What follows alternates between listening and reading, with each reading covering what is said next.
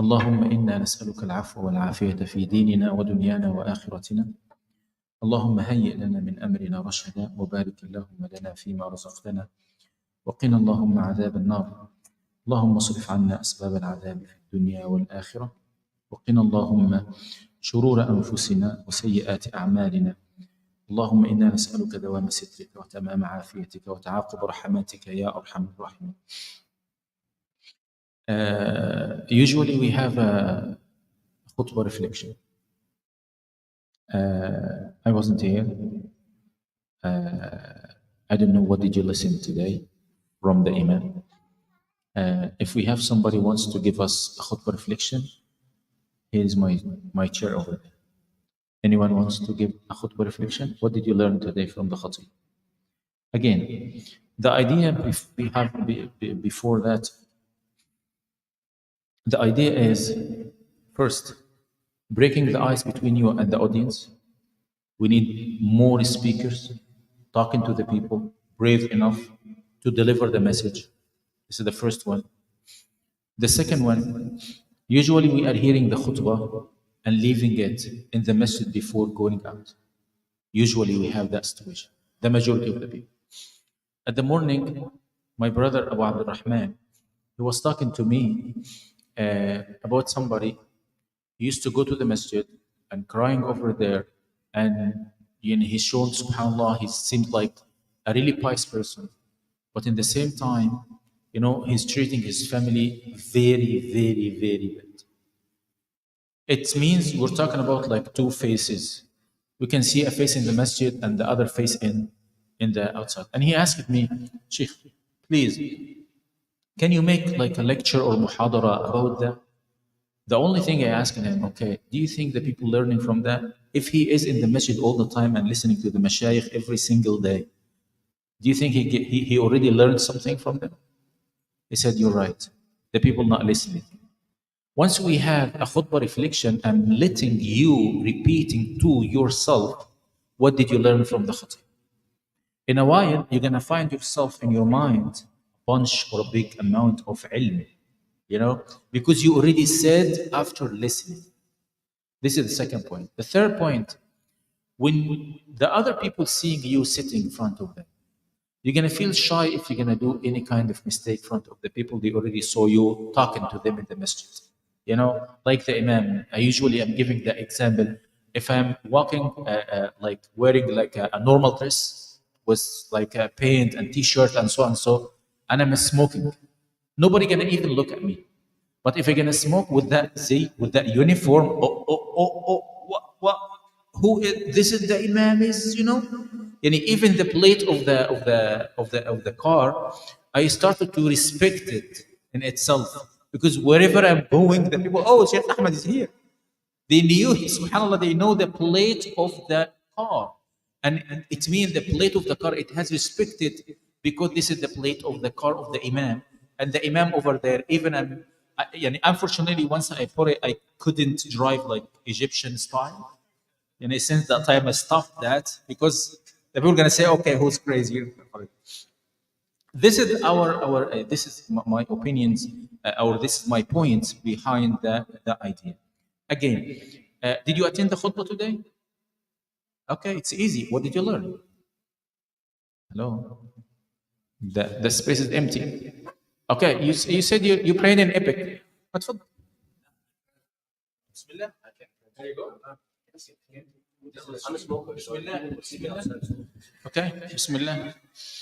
Everybody watching you right now. Bismillah. اتفضل. Bismillah. 3, 2, and half. Alaikum assalam. Well, I was praying epic today. The Imam actually was talking about that. Well, I love the khutbah so much because the way that he combined the ayat and the hadith and to the waqi, to the real life that we are living right now, was really great. And the Imam really did a great khutbah.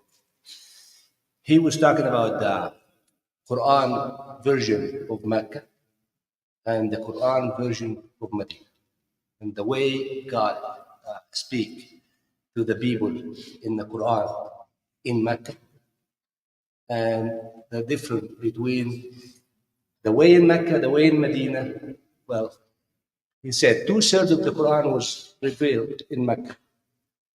And they were only talking about all generations, how God destroyed them after they disbelieved the messenger and the prophet.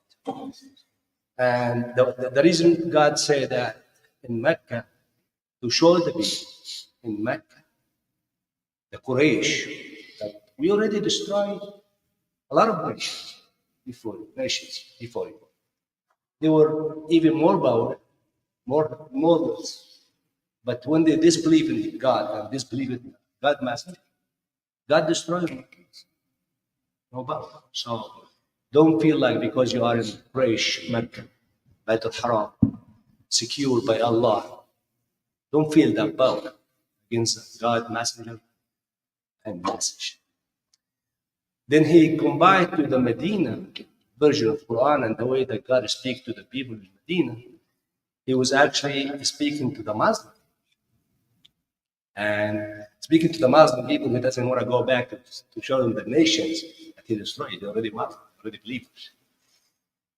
But in one surah, Surah Al-Talaq, that what the Sheikh mentioned exactly, Surah Al-Talaq.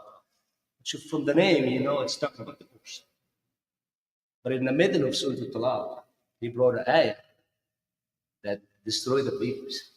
Yeah, وكأي من قرية عتت عن أمر ربها ورسله فحسبناها. So in this ayah specifically, it was, you know, the way he said it really touched my mind and touched my heart, because that's exactly what we are here. We are Muslim because we came from a family. Yeah. But we're not disbelievers, we're believers. But as Sheikh just said, we believe inside the mosque, outside the mosque. We look like disbelievers. In our way we treat with each other, in our way we cheat, in our way we talk, we lie. You know, we're not Muslims. So go back and study the Islam and be the ambassador. I won't say the messenger, I would say the ambassador of Islam. The other people they deal with, either they are Muslim or not Muslim. I used to work for the Department of State for 26 years, and one of the things I was an investigator. So, you know, people were saying that, oh, he's against Christian people because he's Muslim. Not. You know, the ambassador himself came in the TV and said, no, he's not. He just put some Christian people in jail, and 2 weeks ago he put some Muslim people in jail. He's doing his job. So being a messenger, being ambassador to your religious, that's something very important in this community, in this country. And whatever we're seeing right now from the ayah, I'm taking more. وكأي من قرية عتت عن أمر ربها ورسله. I'm taking more time.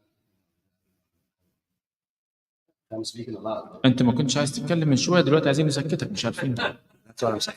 فيعني. So the way also the Imam mentioned, he mentioned that when the believers come Musa, the believers, but then they just was arrogant at the end, and there's a certain way of God punishment, either in this life or at the day of judgment. Same thing will follow to believers. You know, that they are not really believers, but they just by name they are believers.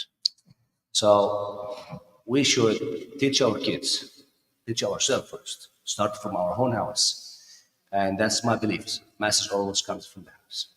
It doesn't come from the masjid, it doesn't come from work, it doesn't come from the community, it comes from a house. If you're teaching your kids about Islam, even he's Muslim, but teach him about Islam. What is Islam? Don't make him just come and pray and go. You know, don't force him to do that. Let him do that by loving him, by him loving him. You know, let him come here and learn the Quran from Imam, inshallah, Academy.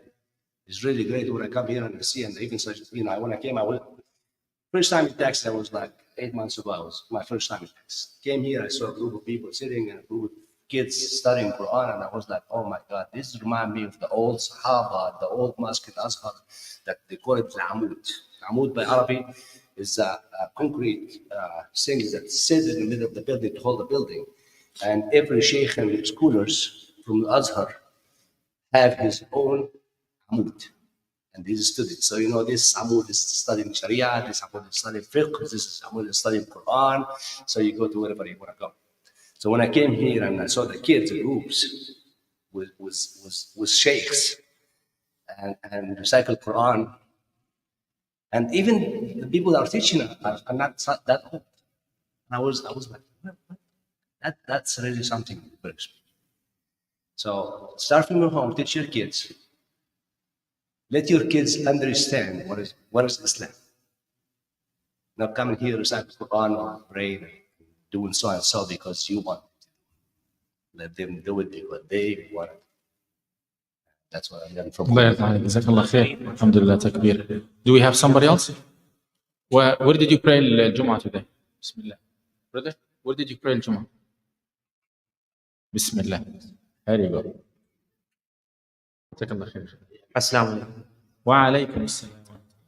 So we went to the Saxon Masjid, Sheikh, and the Imam was literally talking about the blessing, the power of Allah subhanahu wa ta'ala.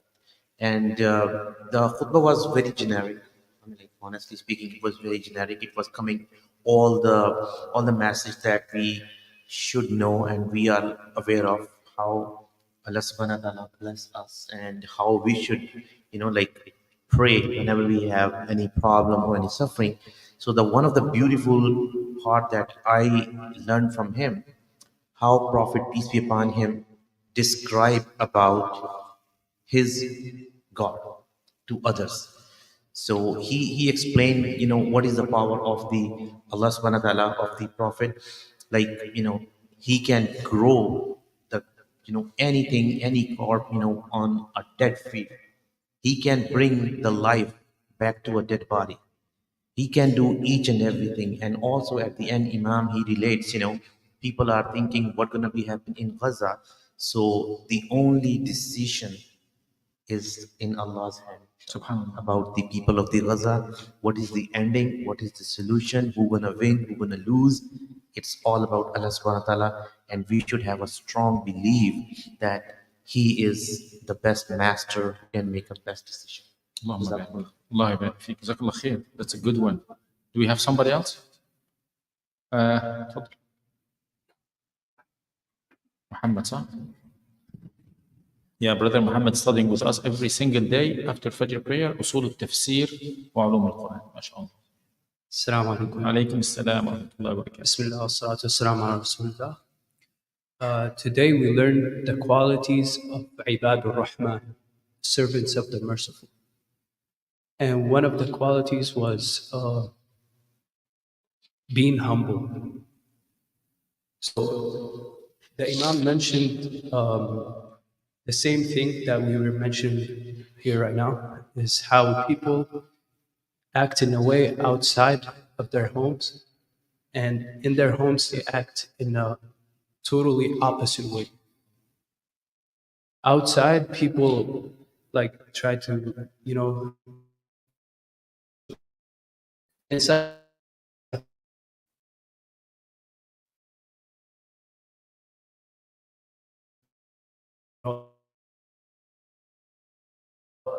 he mentioned the best of examples, Muhammad sallallahu alaihi wasallam. Muhammad sallallahu alaihi wasallam, when the Sahaba asked his wife, Aisha radiallahu anha, how did Muhammad sallallahu alaihi wasallam treat you inside your house? She said he was the nicest person. I don't know how to put the Arabic word into English. No. And he used to he was a prophet, but he used to not just sit, pray, read Quran, all that. We have to understand that al-ibadat is not just this. Ibadat is way more than that. Ibadah is work. Work is your ibadah too. Helping your wife at home, helping your kids. All this is ibadah.